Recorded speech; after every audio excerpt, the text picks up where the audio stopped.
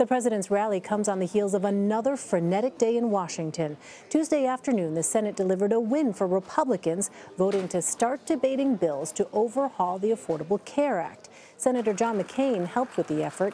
He returned to a standing ovation in the Senate after being diagnosed with brain cancer. President Trump praised McCain and the vote during a joint news conference with the Prime Minister of Lebanon. There, he took a shot at his Attorney General Jeff Sessions. The president told reporters he is disappointed in Sessions for recusing himself from the Russia investigation. But so far, he has not said if he will fire the Attorney General. Major Garrett has details. I am disappointed in the Attorney General. He should not have recused himself almost immediately after he took office. And if he was going to recuse himself, he should have told me prior to taking office, and I would have quite simply picked somebody else. President Trump denied Attorney General Jeff Sessions is twisting in the wind, but after days of steady criticism, the president declined to offer a vote of confidence or say definitively he would not fire Sessions. But we will see what happens. Time will tell. Time will tell. If Sessions is wondering how to win back Oval Office favor, the president laid down this marker. I want the Attorney General to be much tougher on the leaks from intelligence agencies. On Twitter this morning, Mr. Trump branded Sessions as weak for failing to investigate Hillary Clinton. Though shortly after the election, Mr. Trump himself told 60 Minutes it was unlikely he would support prosecuting the Clintons. I don't want to hurt them. I am pleased to endorse Donald Trump. Sessions was the first senator to endorse candidate Trump, and at his swearing-in this February, the president offered a glowing appraisal. He's a man of integrity, a man of principle, and a man of total, utter resolve. Less than a month later, I have recused myself in the matters that deal with the Trump campaign. That decision has kept Sessions in the doghouse, and the president's anger has grown while the Russia investigation has expanded. Today, Senate Republicans defended their former colleague. Majority Leader Mitch McConnell. And I think he made the right decision to recuse himself from the Russia matter. Utah's Orrin Hatch. Jeff has been very loyal to the president, and I think he deserves loyalty back. Richard Shelby of Alabama. He's a man of integrity, a man of substance and purpose, and he's been loyal to the president. South Carolina Republican Senator Lindsey Graham also came to Sessions' defense, but he branded the president's tweet urging the Attorney General to investigate Hillary Clinton highly inappropriate, reminding the president of something that's been discussed here at the White House. Such public advocacy could very well jeopardize any of the prosecutions the president wants his Attorney General to pursue. Elaine?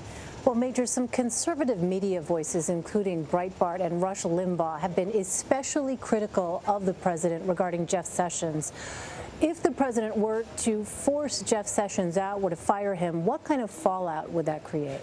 This would be the first backlash that would come from the president's own deeply loyal and enthusiastic political base, meaning conservative activists across not only conservative activism in politics, meaning law enforcement, those who have been heavily involved in the tough on immigration issues for years and years and years, social conservatives, fiscal conservatives, Tea Party activists, all today, in addition to those media voices, and I would dare say, Elaine, in a political context, those grassroots activist groups carry much more weight and far more water in this debate than do those media figures, important though they are, signaling to the president, this is terrain you are dangerously jeopardizing your presidency in, because if you fire Jeff Sessions, of course you'll draw headlines. Of course you'll draw condemnation from Senate Democrats and House Democrats.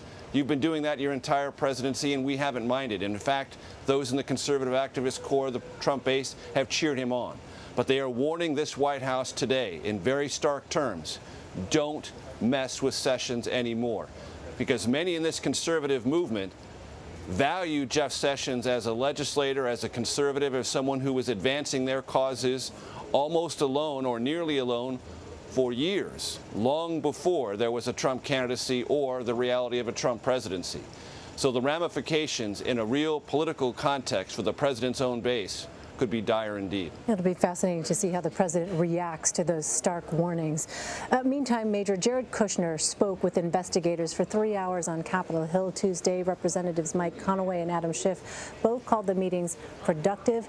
But did we learn anything from his testimony? Not beyond what the public learned of what Jared Kushner said about himself and his deportment during the campaign and the transition, something he released publicly yesterday and shared with the Senate Intelligence Committee the day before, which is to say he didn't collude, he wasn't aware of anyone else colluding, and in the various meetings they were, to his frame of mind, innocent and not illustrative of any poor motives or efforts to do anything other than during the campaign advance then-candidate Trump's cause, and during the transition open up avenues of communication with various countries, including Russia. That's Jared Kushner's description of what he believes he did and what his own motivations were. Lots of questions yet to be asked and answered. All of that occurred in private at the Senate Intelligence Committee and the House Intelligence Committee. And in general, both of those committees said Jared Kushner was responsive and open in his answers. That doesn't close the case, but it does advance it in terms of Jared Kushner telling the public how he views what he did. It will be up to those committees to render a judgment, and also the FBI and the special counsel, Robert Mueller. Major, the House passed a bill 419-3 to impose sanctions on Russia for meddling in the 2016 election. That now heads to the president's desk, where he would be able to veto it. How is the president expected to respond? Well, in theory, the president could veto it, but the margins of passage in the House and Senate were well above what is required to override a presidential veto. So large, in fact, they were a very, very loud, marquee-sized signal to the president: don't veto this because you'll be humiliated. You can veto it, but we will override it. We have the votes to do it. So the president's team has worked to try to put together as many aspects of this bill that it can grow comfortable with over time.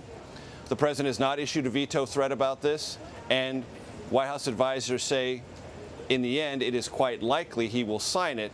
But even if he doesn't, Elaine, this is on its way to becoming law because the margins in both the House and Senate, and it's worth pointing out the bipartisan inclination in Congress to sanction Russia and, in addition, Iran, and there were some North Korea sanctions added at the last minute. All three of those have strong bipartisan support, and the president is going to have to be a lagging indicator on this, not a leading indicator, and all signs here at the White House are that he'll be that. Finally, Major, President Trump's new communications director, Anthony Scaramucci, said he would, quote, fire everybody in order to plug leaks coming out of that office. White House press aide Michael Short resigned Tuesday after leaks came out that he would be fired. What is Scaramucci doing to shake up the White House's communications strategy? Well, sending some confusing signals of his own. Scaramucci talked to Politico this morning. Politico ran a story saying that he intended to fire Michael Short, and then Scaramucci, was asked about that sometime later and described that as a leak. It wasn't a leak. Right. He said it himself to Politico. So it's going to be interesting for everyone who works in the communications shop to try to find out what is the definition of a leak and what, in fact, Scaramucci means by his willingness to fire everybody who leaks.